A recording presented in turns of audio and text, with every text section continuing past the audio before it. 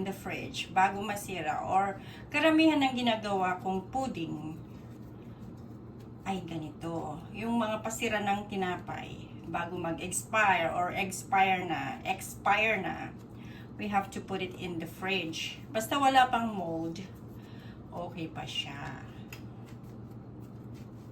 Yan. So this is like 10 pieces of bread roll.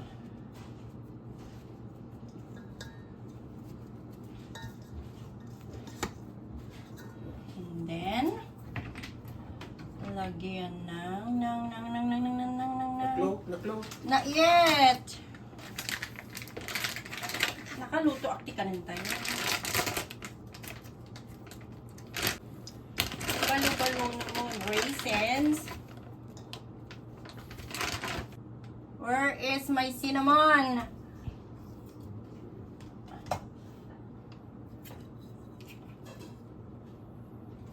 Cinnamon. Tisak ngayal Tisak. There you go. Tatlong itlog. Kit, punot ama. Kit. Ayan. Alam, hindi kita on terms mo. To neutralize, lagyan ng konting salt. And Yeah, because I don't have condensed milk, I will put coconut milk. Diba? Kakaiba yan. No, it's not condensed. It should be evap. Pero wala. Kaya coconut milk ang aking ginamit. And wash my hands. Maghugas ng kamay. At halu-haluin.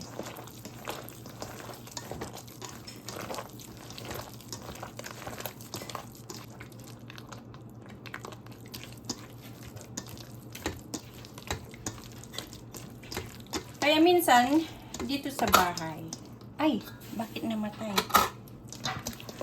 Kung ano ang nakikita kong mga nandito na pwedeng iluto, niluluto ko. Lalo na kung masipag ako.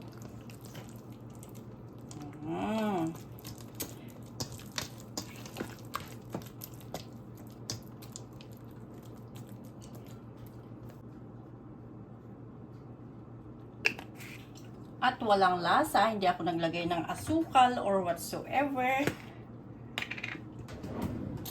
Lagyan natin ng kunting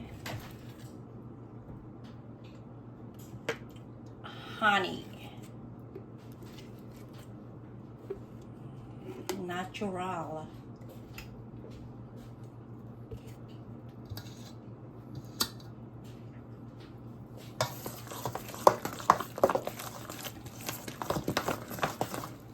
And then, bake natin ng 30 minutes. wait ko na. Of course, with corn.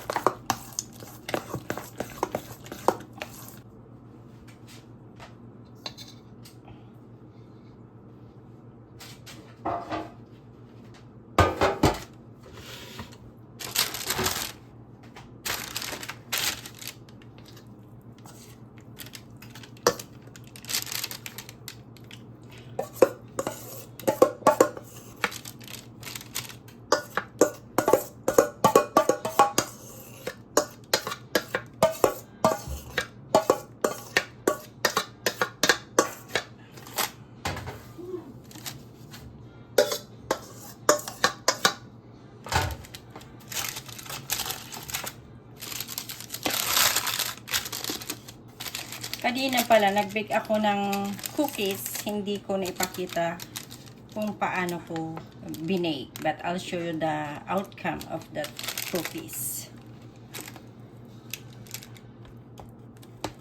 So everything, imbes na itapon na itong mga parchment paper, gamitin pa natin.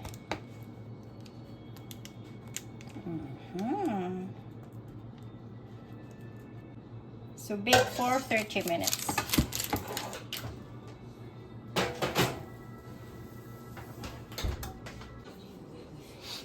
Smell good. At ang isa, wow. pudding. Yung tinapay na nilagyan ko ng yummy. Let's try. Hindi pa siya pwede. So, kailangan pang iluto ng mga 10 minutes. Balik natin sa oven.